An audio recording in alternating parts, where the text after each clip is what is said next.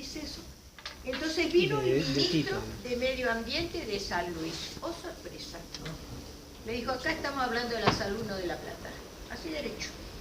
Y entonces mostró lo que le está pasando en la provincia, mostró y defendió nuestra posición.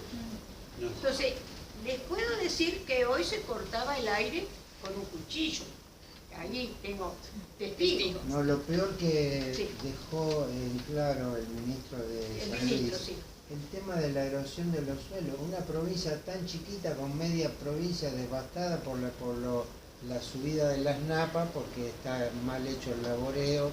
Sí. Y dice, aguas abajo, esto arrastra y tapa todo. Claro. Los campos de cultivo, las vacas, todo.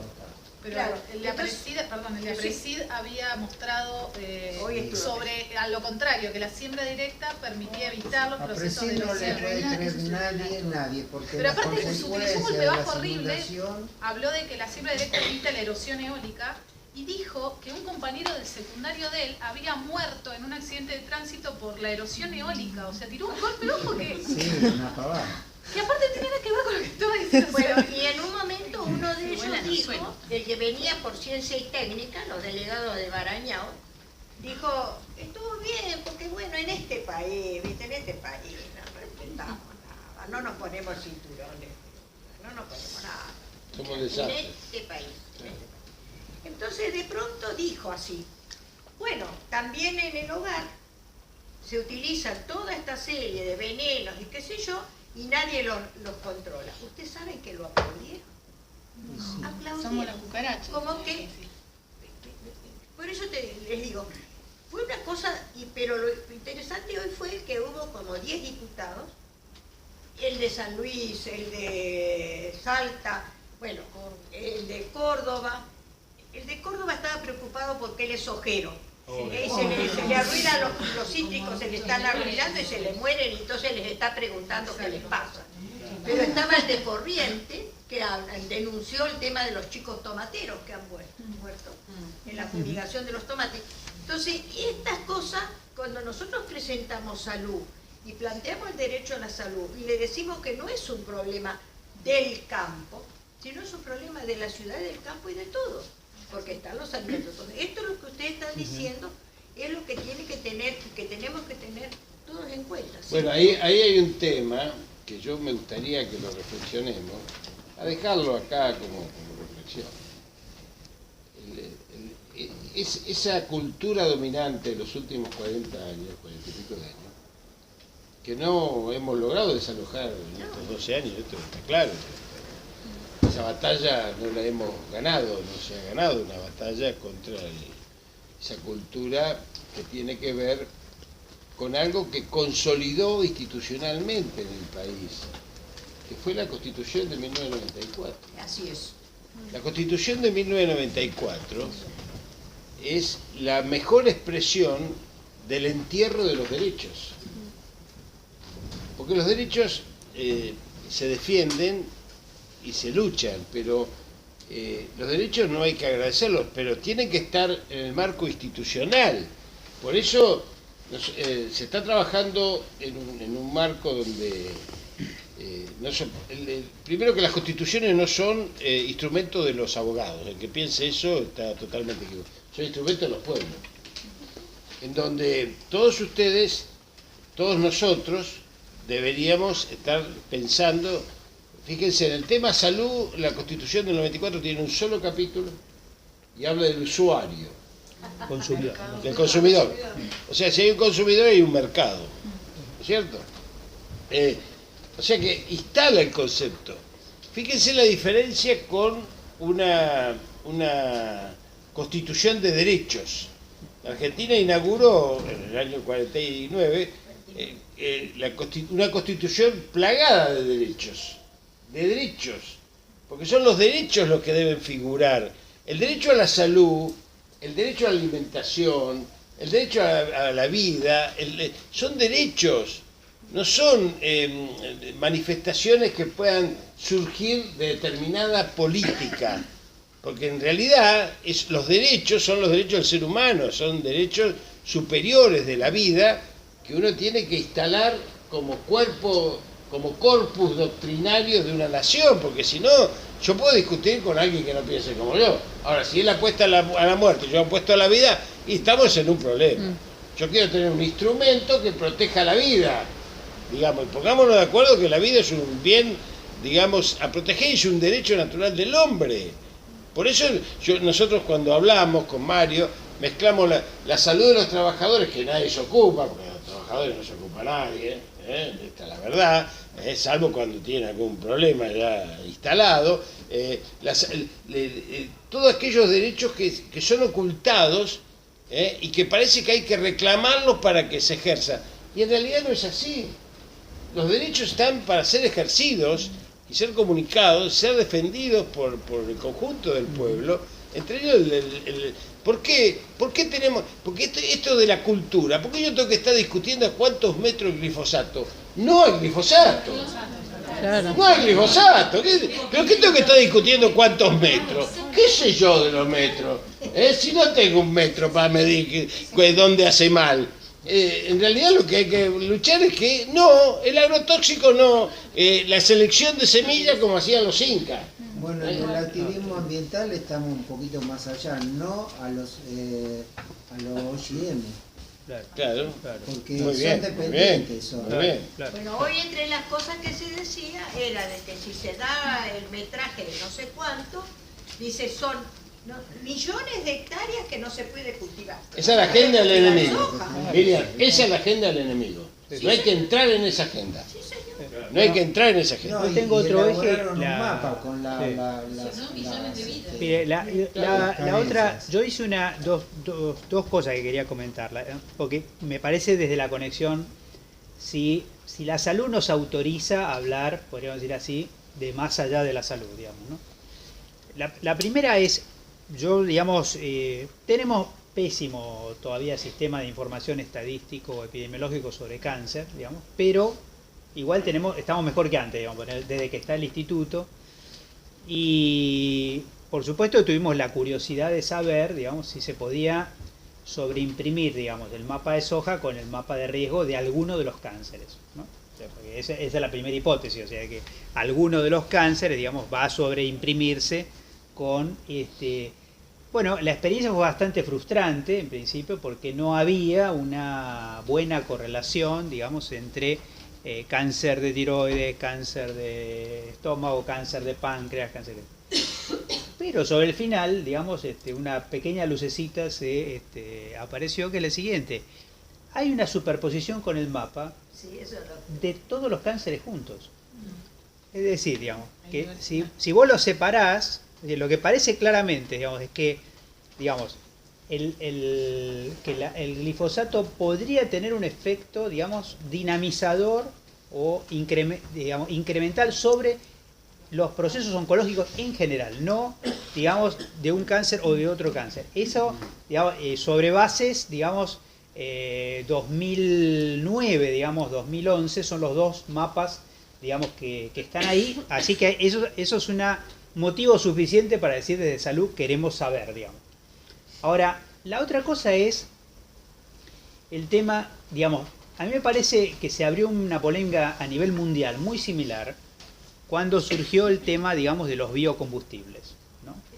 Que por otro lado, la idea de que el biocombustible es menos contaminante que, digamos, en términos de CO2 es un barbarazo, digamos, o sea, el biocombustible contamina tanto como el combustible fósil, digamos, decía, en términos de producción de CO2, así que para calentamiento lo mismo, digamos. Pero además, el problema, y no es casual, digamos, hay un libro directamente, no un texto, no una declaración, un libro de Fidel sobre el tema, digamos. El problema fundamental de los biocombustibles es de qué manera avanza, digamos, sobre un territorio, un pool total de territorio cultivable fijo. O sea, hay un stock fijo de, digamos, nosotros estamos en un país, digamos, donde podemos mirar de arriba un poquito porque parece que sobra, digamos, pero al mismo tiempo, como parece que sobra, ahora, digamos, estamos en la lupa de muchísimos inversores internacionales que teniendo un depredador de presidente como el que tenemos, digamos, que acaba no por casualidad de cambiar la regla de juego, digamos, para la tenencia de extranjeros, va a producir un efecto que en definitiva termina impactando sobre el precio de los alimentos.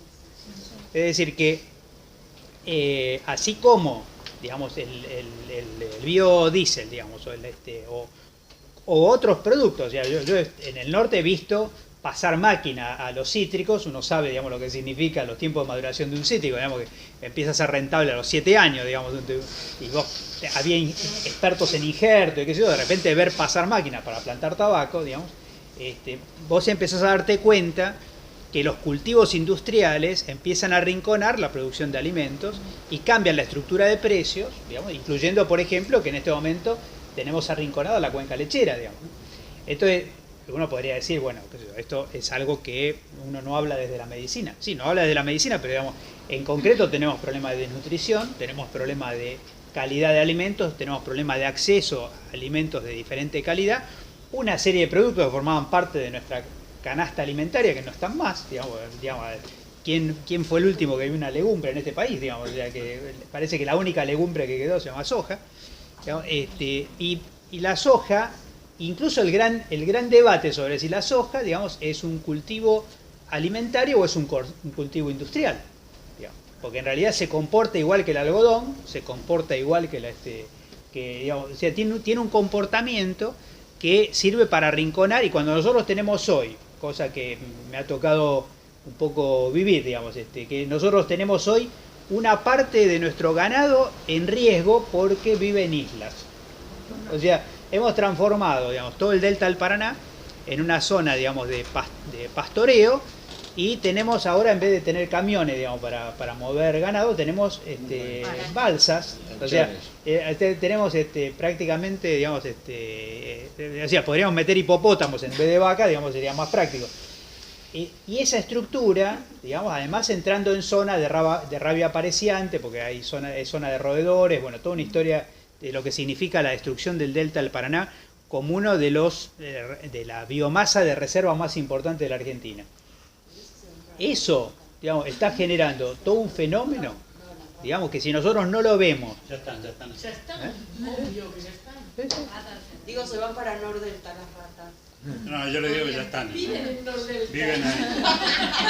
Tienen casa, ¿no? Sí, tienen casa, sí. Discúlpeme, Sí. perdón la ignorancia. ¿Hay algún organismo que esté funcionando actualmente que sea el nexo entre los déficits en salud, por ejemplo la desnutrición infantil, y lo que se planta en el país, o sea, lo redituable para toda la Argentina? ¿No hay un organismo que sea el nexo? No. Tengo 15 pibes que me vienen con broncoespasmos. Sí.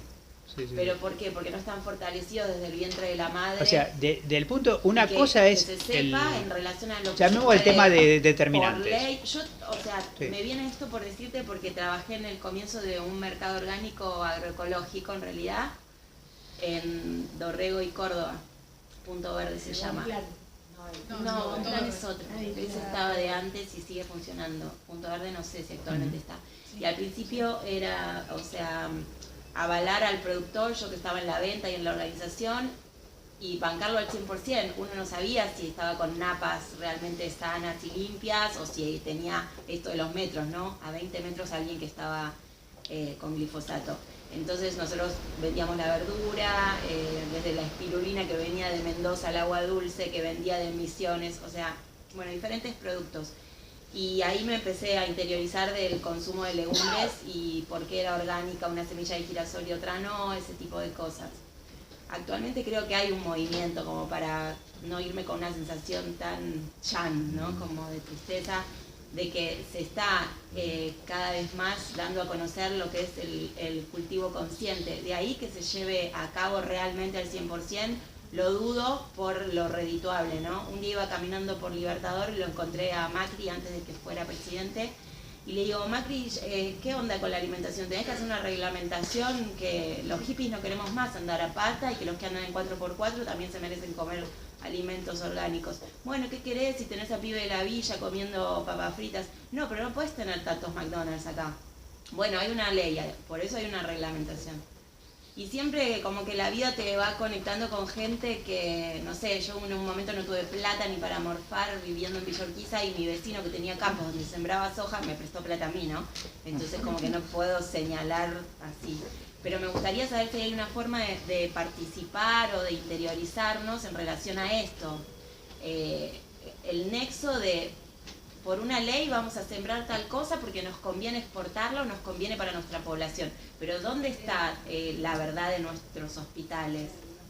Mira, yo creo que hay dos cosas, yo comento algo, después me parece que también para tener algo. Decir algo Sí. porque tiene que ver con lo que ella decía. Yo me jubilé ahora de docente en una escuela agropecuaria, una escuela de alternancia en 9 de julio, ahí por el núcleo Sojero. Y la verdad que llega un momento en que nos desesperamos porque hay situaciones que no encontramos forma de resolver. Una vez apareció un nene con la cara toda como si la tuviera quemada con un ácido. Bueno, fue a la clínica porque tenía la obra social. Si hubiera ido al hospital hubiera sido una cosa parecida. Lo tuvieron ahí en observaciones y no hay un punto médico el 9 de julio que sepa o se pregunte, aunque sea, por ahí no lo puede resolver, pero digan, ¿esto tendrá que ver algo con el agroquímico? Ni se les cruza por la cabeza. Y hay un cirujano que empezó a ver que había tumores en gente muy joven. Entonces se nota que le propuso a algunos amigos médicos hacer alguna investigación, se lo sacaron cagando, ¿no? Pero te agarra un ataque porque vos, la verdad es que nosotros laburamos muchísimo con las familias y todo, entonces, pero no sabíamos decirle a dónde ir, a dónde acudir. Te agarra un ataque de desesperación. Nosotros tenemos alumnos de esos que son banderilleros. Y además cuesta mucho que las familias entiendan porque tienen absolutamente internalizado el discurso del fumigador que le dice no te va a pasar nada. Si yo como estas cosas que tienen glifosato, a mí no me pasa nada. Bueno, ustedes deben haber visto un video no hace mucho tiempo, digamos, de un programa que salió por Facebook de un tipo que, un tipo de Monsanto, digamos, que va a un programa de televisión y el tipo dice que que es cero tóxico, y el tipo dice, yo tengo acá un poco de glifosato, digamos, usted se lo tomaría en cámara, digamos. Estaba barañado. Exacto. Pero mira, yo lo que creo, yo tengo una historia pequeña, digamos, pero que me parece útil para, digamos, la Argentina evidentemente, digamos, fue entrando de una manera subterránea aunque hay algunos responsables que yo no quiero dejar de decir, podríamos decir, no tenemos por qué decir el nombre de Felipe Solá ahora, porque no quedaría feo, ¿no? Pero digamos, evidentemente acá ha habido, digamos, operadores concretos para que la Argentina sea incluso un monoproductor de soja, pues en definitiva la soja es hoy como la caña de azúcar era en un momento dado en Tucumán, digamos. Ahora, yo tengo muy presente, porque viví ese pequeño periodo desde la Escuela de Salud Pública, la crisis 2001-2002, digamos que fue una crisis alimentaria muy importante, digamos, genera en la Argentina la llegada de Acción contra el Hambre. La República Argentina, digamos, que está en condiciones de alimentar 5 Argentinas, digamos, producido fundamentalmente por una crisis de acceso, así se llama, crisis de acceso a los alimentos. En ese momento, recuerden ustedes, porque había algunos personajes que están ahora, por ejemplo, el jefe de gobierno de la ciudad, digamos, sale lo de la soja solidaria.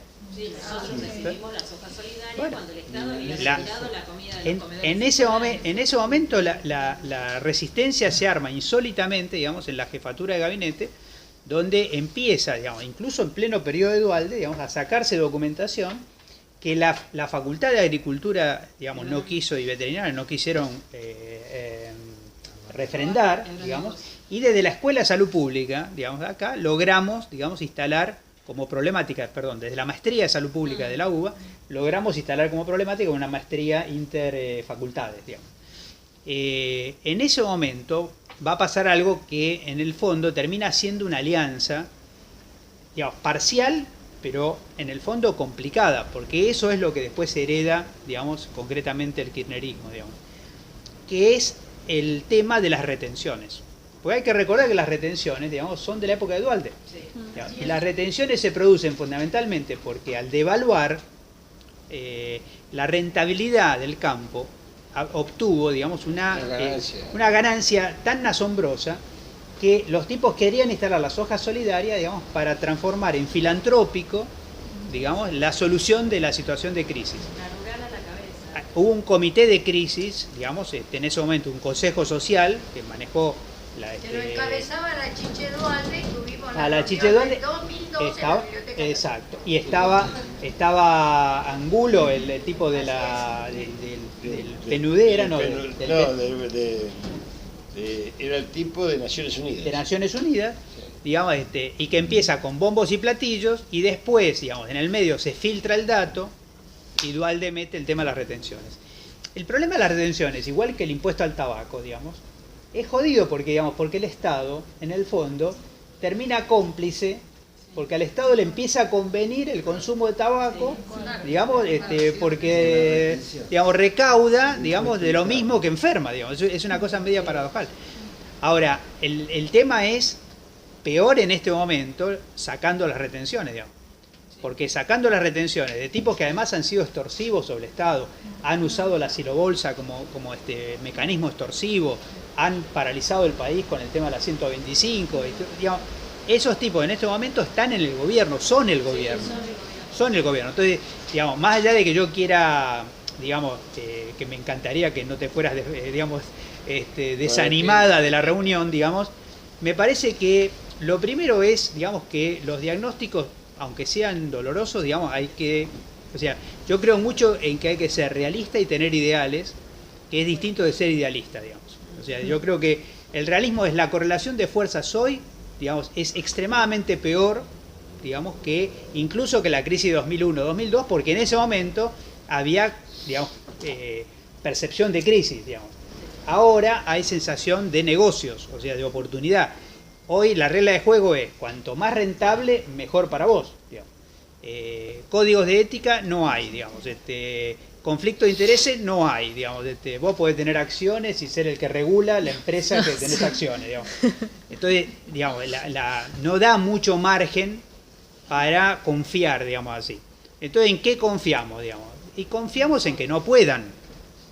No confiamos en que quieran regular, digamos. Confiamos en que no puedan avanzar. Y que no puedan avanzar, la única forma es organizarse, digamos. O sea, no hay otra. Rompiendo el discurso. No se inventó otra cosa, digamos, para si los. Perdón, yo les quiero agregar un ingrediente, porque en este momento otra vez empieza la batalla de la desnutrición infantil y de las muertes por desnutrición.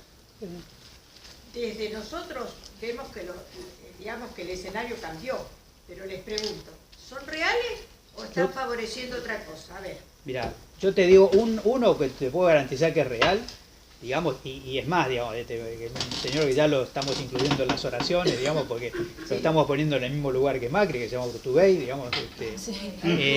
Mira, yo conozco Santa Victoria Este, digamos, y el solo hecho de que se haya echado al médico, digamos, que informó, digamos, 2 muertes por desnutrición en Santa Victoria Este, digamos, o sea, Santa Victoria Este es el terreno chahuanco, el terreno chiriguano, digamos, o sea, la situación de desnutrición es una situación de desnutrición crónica, histórica, por lo cual es altamente verosímil la información, pero digamos, o sea, el hecho, o sea, él termina validando de que efectivamente había desnutrición por echar al informante. O sea, cuando vos matás al mensajero, digamos, ya sabés, digamos, cómo. Entonces, digamos, yo creo que la situación es una situación absolutamente real. Y además hay una cosa que todos nosotros, qué sé yo, desde la militancia conocemos, digamos, las situaciones de marginalidad o de pobreza en un país, digamos, son extremadamente diferentes. O sea, no hay una homogeneidad de esa del Banco Mundial que habla de los pobres, digamos. O sea, hay situaciones, digamos, de gente que está literalmente hablando, digamos, con subsistencia, digamos, con pequeñísimas oscilaciones, digamos, el agua le llega al cuello, digamos. Entonces, cuando vos vivís, digo concretamente por mi experiencia en La Matanza, digamos, ¿no? O sea, cuando vos te metés en, qué sé yo, La Ferrer abajo, que sería La Ferrer contra el Matanza, ¿no? O sea, los que viven en La Ferrer, del otro lado del tren hacia el Matanza, una parte de esa población vive en el lecho del Matanza, digamos, y además tiene título de propiedad del lecho del río, digamos, una cosa, porque además iba a decir hijo de puta, ese casi se me escapa, no, un desaprensivo, digamos, para que no quede acá grabado eso, le vendió los terrenos, le vendió el lecho del río. Entonces le vendió y el tipo tiene el título de propiedad orgulloso, digamos, y se autoevacúa, digamos, 3 y 4 veces por año. El tipo está en esa situación, digamos, no te quepa la menor duda, digamos, que si Magario te cuenta, digamos, que en este momento tiene los comedores, digamos, multiplicados por 8, digamos, ya sabes que esas estructuras, que eran estructuras de contención, por las dudas, para las situaciones más críticas, que nunca se levantaron del todo, porque quiere decir que tampoco nunca, digamos, ¿ustedes escucharon alguna vez a Cristina hablar de pobreza cero, digamos? No, digamos, porque simplemente, digamos, o sea, hay que ser demente para hablar de pobreza cero, digamos, ni que tengas el mejor gobierno con la, digamos, y los que están destruyendo la estructura social de la Argentina hablando de pobreza cero, digamos. Al mismo tiempo, yo agrego lo que sería un agravante nocturnidad. Me llama mucho la atención, yo vengo de Bahía Blanca ahora, que se pasaron 15 días hablando de la pobreza, de la desnutrición, del hambre, que 400 millones y qué sé yo. Y sugestivamente, la semana pasada, el orador estrella que se presentó en las Jornadas Internacionales de Seguridad Alimentaria se llama, a que no saben ustedes quién, Albino, mi amigo, el del CONIN, claro, porque sugestivamente apareció un centro CONIN de desnutrición, sugestivamente. Y lo que se están inaugurando son los centros CONIN para tratar la desnutrición, entre comillas, subsidiado por el Estado, cuando el estudio de la situación nutricional de un país no tiene que es una política de Estado. A mí me parece muy subjetivo porque está dale que dale los diarios con eso. Como Cormillot con los precios cuidados. Pero quería poner como secretario en algún momento de salud y todos se le fueron al humo por eso. Sabíamos que lo iban a poner arriba, lo que pasa es que no lo pudieron poner en un lugar más allá de las operaciones, nosotros tenemos, yo hace 21 años que estoy en Lomas, o sea, Almirante Brown Lomas, con la universidad. La Universidad de Lomas. Nuestra. Ella está en todos lados, Ania, tuya, Lomas, ¿qué más te vas a nombrar? Ella está. Si yo prendo la luz a la mañana, está ahí. Bueno, no, decía que en Lomas, nosotros hace muchos años, yo doy para 2 carreras, se reciben conmigo en minoría de familia y trabajo social. La tecnicatura y la licenciatura. Y bueno, ustedes se imaginan, la gente joven que estudia trabajo social o minoría de familia, son jóvenes que han logrado romper la cultura de la cuna neoliberal. ¿Sí? ¿Por qué? Porque son 2 carreras que rompen los 2 hitos centrales de la cultura neoliberal, que son el éxito hoy, sino mañana posible, son carreras de bajo reconocimiento social y son carreras que no te van a dar dinero. Son los 2 íconos del prestigio y el dinero, son los íconos del neoliberalismo, digamos, ¿no? Los tótems. Bueno, imagínense que en 21 años, y uno tratando de romper lo enciclopédico que le enseñan en otras cátedras, ha salido mucha militancia de ahí, digamos, ¿no? Y una de las dudas que yo tenía es cómo hacer para que estos compañeros jóvenes profesionales que se recibían empezasen a meterse en el tema social. Entonces imaginé algo así como una residencia médica para nosotros. Y empezamos a hacer acuerdos en este momento con 70 instituciones que aceptan incorporar profesionales jóvenes como ad honorem, con monitoreo. Es decir, nosotros le garantizamos cada 6 meses un monitoreo de situación, no una auditoría para que no se sientan, sino un monitoreo de situación con tormenta de ideas. O sea que tenemos un despliegue territorial interesante. Ellos lo tienen, yo no tengo nada, porque la verdad que hoy me dan un campo para manejarlo y lo choco, como dice el dicho, digamos. Pero ya son gente grande, lo que es 40, 50 años, y resulta que me están informando en estos días que en la Almirante Brown y en Lomas ya ellos ya están abriendo cerca de 150 merenderos, que es el primer paso al comedor. 150 merenderos. en determinadas zonas. Y lo que más me llamó la atención cuando hicimos el mapa del barrio, como era ahí en La Matanza, no todos son en Cuartel Quinto, en Cuartel Noveno, digo, en Burgin, Ingeniero Burgin, en San José, ¿viste? En Mármol. No, algunos en lugares, en Temperley, donde tenemos condiciones de vida o calidad de vida hasta hace poco tiempo diferentes. O sea que esto está en una situación donde yo insisto con esto. Parte de lo que planteabas vos, ¿no es cierto?, de esa situación de la medicina y cómo se engancha la medicina, tiene que ver con esto que hablamos de la Constitución. La Constitución fragmentó. Hoy un chico nacido en Pirané, Formosa, tiene una expectativa de vida 3 o 4 años menor que un chico nacido en Capital, Córdoba, Mendoza o Rosario. Esto tienen que saberlo. Entonces, la concepción neoliberal mata. Esto hay que tenerlo presente. Y para poder combatirla, no solamente se la combate desde la política, se la combate también hasta del lenguaje. No entrar en la agenda de ellos, ni en las palabras, ni en el aspecto simbólico, que es donde penetraron. Hay que destrozar. Cuando ellos dicen metas de inflación, y a mí qué me importa la meta de inflación, a mí me mete la meta de calidad de vida, digamos. No hay que aceptar que me digan que hay que bajar los subsidios. ¿Por qué? A ver, ¿por qué hay que bajar los subsidios? Que alguien explique por qué hay que bajar los subsidios. Yo no quiero bajar ni un solo subsidio.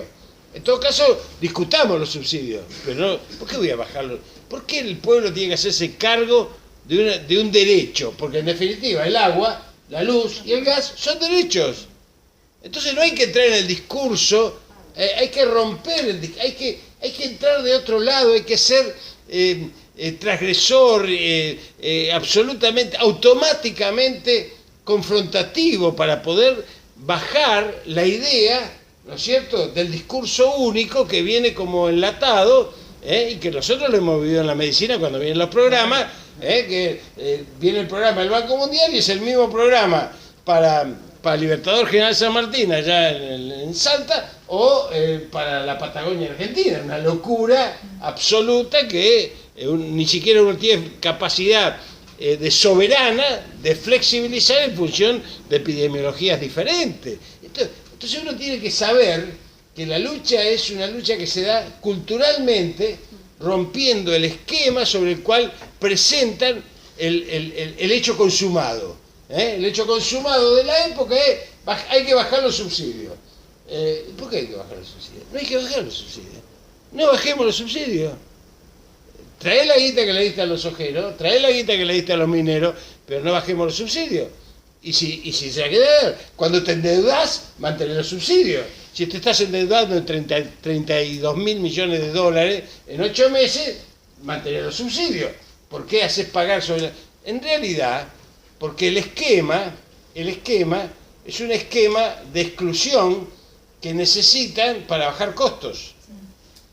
El esquema es de exclusión social para bajar costos laborales.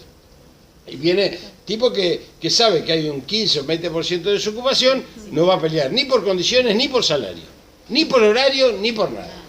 Entonces, el deterioro. Vamos a una alianza de libre comercio, ahora del Pacífico, que es una alianza de libre comercio que los 4 países de América, Chile, Perú, Colombia y México, tienen índices de Gini, que son la mitad de los índices de Gini de Argentina de los últimos 12 años. Entonces el índice de Gini es el único Gini de indicadores de vida que está reconocido internacionalmente como el índice que más o menos es una radiografía social plena. Ahora, vamos a la alianza del Transpacífico, que es la otra. Y esa viene con más condiciones. Entre esas condiciones, la investigación y el desarrollo científico-tecnológico no puede estar en manos estatales. Y además, la producción de genéricos no puede estar en manos estatales. Y además, la producción de bienes de capital no puede estar en manos. Entonces es un colonialismo, a lo cual algunos de nosotros, viejos caprichosos, nos seguimos oponiendo desde muy jóvenes, ¿no es cierto? No nos han podido sacar de esa actitud caprichosa, intolerante y vergonzosa que tenemos desde chicos, de confrontar con todo. Entonces, hay que confrontar desde un espacio que nos han arrebatado. Y este espacio es muy importante recuperarlo, que es el espacio simbólico. Yo siempre digo, en el espacio simbólico penetró la derrota de un proyecto nacional que tenía muchas cosas para mejorar, pero todo lo que tenía para mejorar no son las causas por las cuales nos querían desplazar. Las pocas cosas que hicimos bien, o las muchas que hicimos bien, fueron desplazadas justamente para poder quebrar, digamos, y escarmentar, porque la heterodoxia se escarmienta. Bien dice el dicho, cuando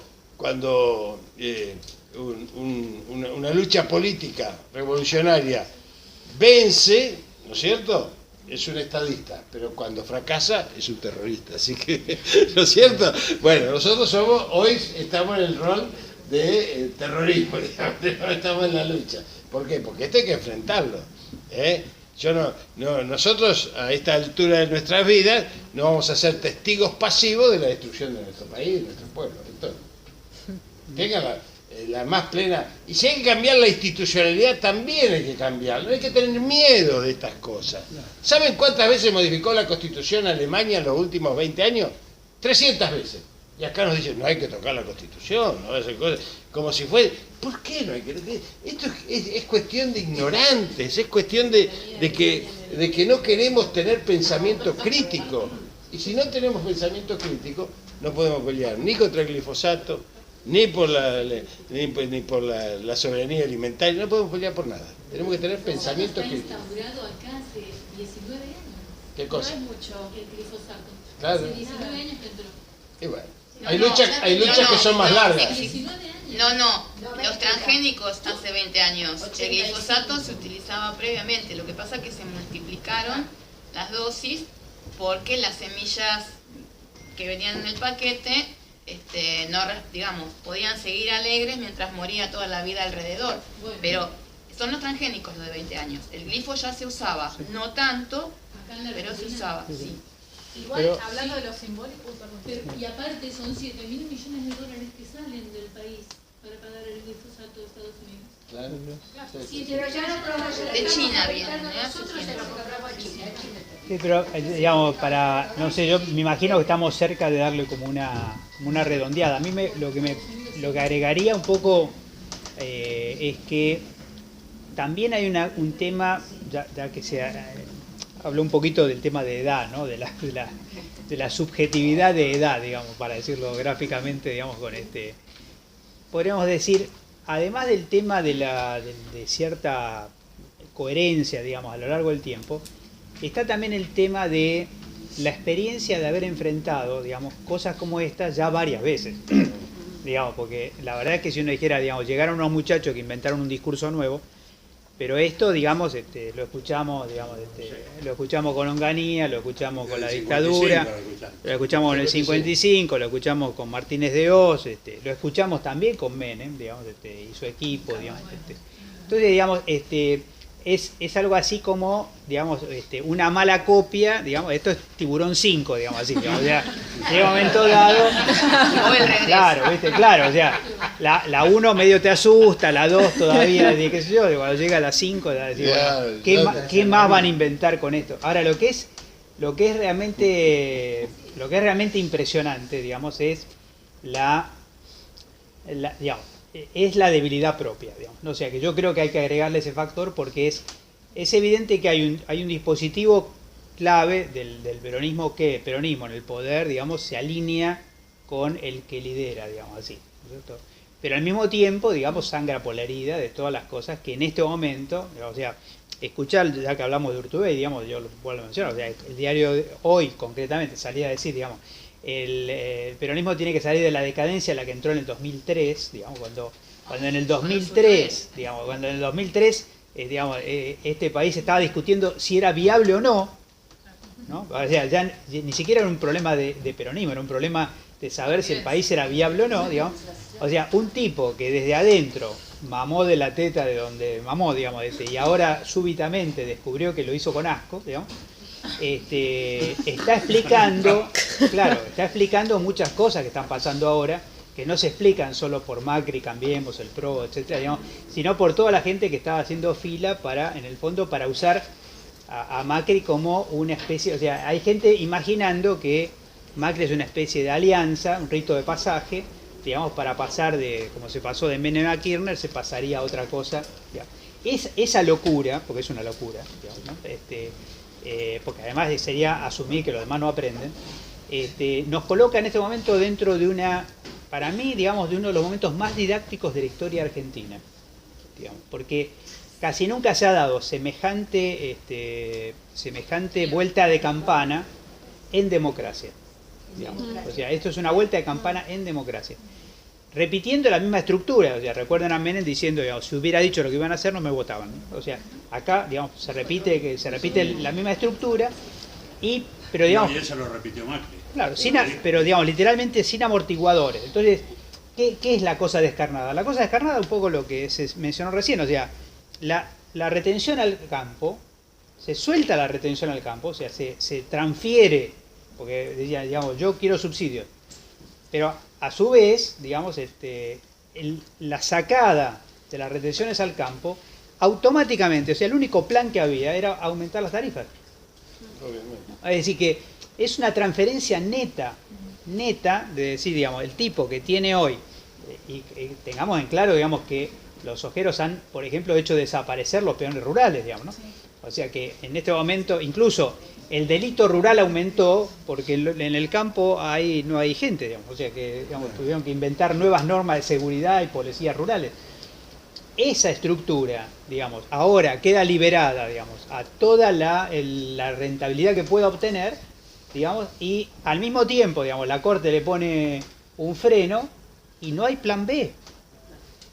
O sea, literalmente hoy estamos parados en una situación donde lo que ya se anuncia es que va a haber cortes energéticos inmediatamente que haya un poquitito de calor, que va a haber, o sea, no hay plan B, y va a venir como una especie de sanción a la población para decir, no querían pagar las tarifas, van a ver ahora, digamos, didácticamente, digamos, por qué había que pagar las tarifas. Entonces, la pregunta en este marco es, para mí, termina siendo un poco la vieja pregunta de con los dirigentes a la cabeza o con la cabeza a los dirigentes, digamos. O sea, hoy, digamos, escuchar ayer a los tres tipos de la CGT, digamos, medios enrolados con Massa, dudando de si hay que condiciones, qué sé yo, digamos, esto tiene digamos, eso va a un plebiscito sobre sus propias cabezas, claro. O sea, eso, la historia argentina en ese sentido es un poquito didáctica, digamos, ¿no? Entonces, estas cosas ocurren, digamos, porque hay que leer políticamente cómo las cosas ocurren, y a mí me da la sensación, y yo creo que, en definitiva, y creo que acá sería el último comentario que hago, es que en muchos casos, y muy probablemente en este curso o en cualquier otro curso, digamos, uno viene a aprender cosas que, digamos, son herramientas técnicas, digamos, que son herramientas fundamentales para un desempeño profesional, digamos, junto con reflexiones políticas que, en cierta manera, articulan lo técnico con lo político. Digamos, no hay forma de que yo me lleve, digamos, un pedazo de curso y otro lo deje, digamos, o sea, viene articulado, porque lo técnico y lo político, digamos, se refuerza recíprocamente. Digamos, un autor que nosotros usamos mucho, que se llamaba Carlos Matus, digamos, insistía con el tema de, digamos, tecnificar lo político y politizar lo técnico. Entonces, digamos, lo peor en este caso, o sea, yo creo que lo fuerte en un curso como este es el tema de, digamos, de no caer, digamos, en una perspectiva tecnócrata, porque el tema es que el tecnócrata es funcional a cualquier política. Así es. Digamos, y nosotros, está demostrado eso, sí. Se lo come el sistema. Con Diego Bocio lo demostró. Exacto. Y para terminar, yo quiero decirles que nos pensemos como región, ¿sí? Como región. No podemos pensarnos desde la Argentina, porque en realidad la etapa de los continentalismos, el mundo se encamina inexorablemente hacia un mundo multipolar. Yo cuando hablo con militantes, no se los voy a decir, pero se los voy a sugerir, siempre le digo, lean la política internacional, porque es la única política, lo demás es todo cabotaje pueblerino, decía Perón, ¿no es cierto? Entonces, lean, porque en realidad en las próximas décadas se va a discutir desde países continentales o bloques continentales. Países continentales son Estados Unidos, Rusia, China, India, son países continentales. Y después están los bloques continentales, el bloque asiático, la Unión Europea, la CELAC, el UNASUR, digamos. Esto es lo que viene, digamos. Todo lo que se oponga a eso está en contra del mandato histórico de los pueblos, porque obviamente esto está sucediendo hoy. Hoy hay una guerra, en algunos lados se desarrolla, lo dice el Papa Francisco, está produciendo un freno al proceso bélico, y por eso lo recibe con cara de Ortelli, como el David de Florencia a Macri, frío, lejano y grandote, ¿no es cierto? Y blanco encima, pero no por el ajuste que hace en la Argentina, sino porque el gobierno actual, Macri, en su ignorancia, es funcional a los señores de la guerra, a los fondos buitres, al republicanismo extremo norteamericano, al terrorismo de Estado israelí, a los saudíes, que son todos los tipos que quieren la guerra. El negocio es la guerra. Así como nosotros decimos que en la salud... El negocio es la guerra. Así como nosotros decimos en la salud. ¿Cómo te quiere el sistema en la salud? El sistema te quiere enfermo. Ni sano ni muerto, enfermo, porque te tiene que medicarse, ¿no? Entonces te tiene que poner un sellito y medicarte. Bueno, en el mundo, el conflicto de intereses, los sectores del lucro están por la guerra. Y Macri está poniendo a la Argentina en una situación de riesgo. Esto es una situación de riesgo porque al estar aliado con esos sectores, más que aliado, es empleado de esos sectores, indudablemente nos lleva a nosotros a tener que pensar nuevamente, como algunos pensadores argentinos que están muy enterrados, porque siempre los pensadores nacionales están enterrados. Yo les pido que si a alguno le gusta la lectura, lea Kusch, de Adolfo Kusch, que decía, ¿de dónde nos pensamos? De estar situados. Hay que estar situados, es la primera reflexión filosófica que tenemos que hacer para dar la batalla por la soberanía alimentaria. ¿Desde dónde? Desde nosotros. Porque lo nacional es lo universal visto con nuestros ojos, digamos, ¿no? Como decía Scalabrini, digo, le estoy dando esta frase para que vean que antes de nosotros hubo otros tipos que pelearon, ¿no? Y esa famosa definición que daba un amigo nuestro, que vos lo debés haber conocido en la Universidad de Loma, porque fue conmigo a dar clase en Loma, un filósofo que ya se murió, Fermín Chávez, nos planteaba la epistemología de la periferia. ¿Por qué tenemos que ser nosotros periféricos? A ver, que alguien nos explique. Para nosotros somos centrales, no somos periféricos. Si no somos capaces de pensar como centrales, siempre vamos a estar colonizados culturalmente. Entonces, entre el estar situados y pensarnos como centrales y no como periféricos, nos saca de esa cuestión dependiente de con quién nos alineamos.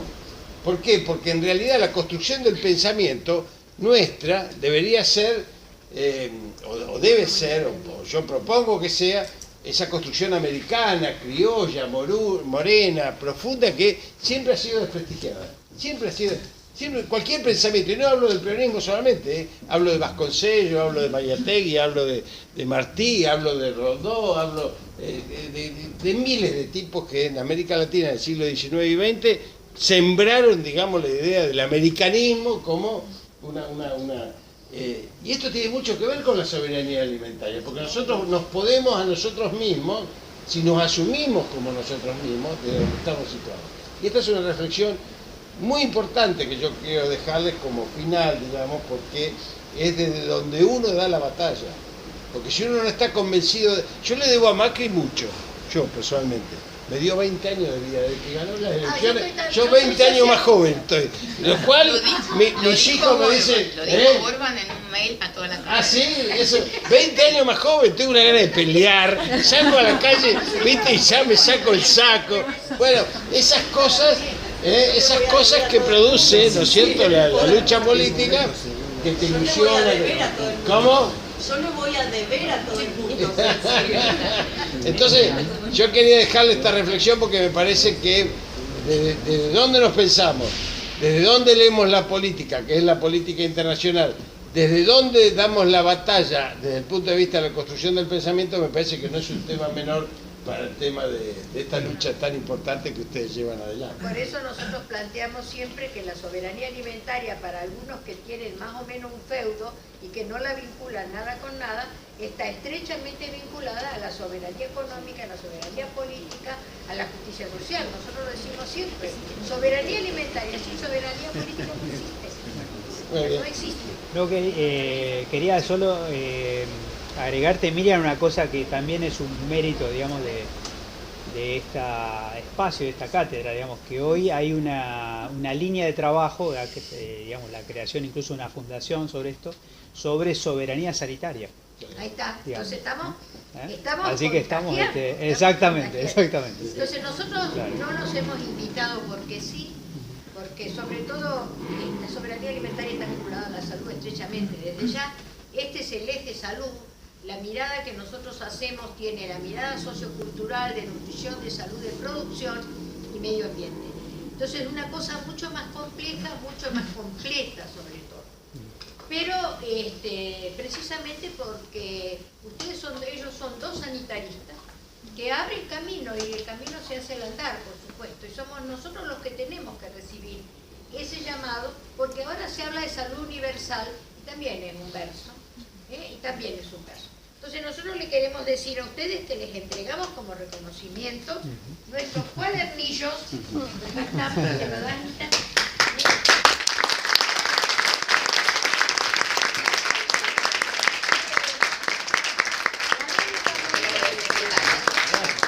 Muchas gracias. Pero agregarles una cosa de confidencia. Resulta que yo no les puedo decir que me enamoré porque queda feo. ¿Dónde queda feo? Porque me enamoré de... Se ha formado una pareja. Se ha formado una pareja. Porque los dos somos semitas. Claro. Él desde los árabes, yo desde los israelíes, en realidad desde los judíos. Los dos luchamos por la libertad y la paz del pueblo palestino. Entonces, esa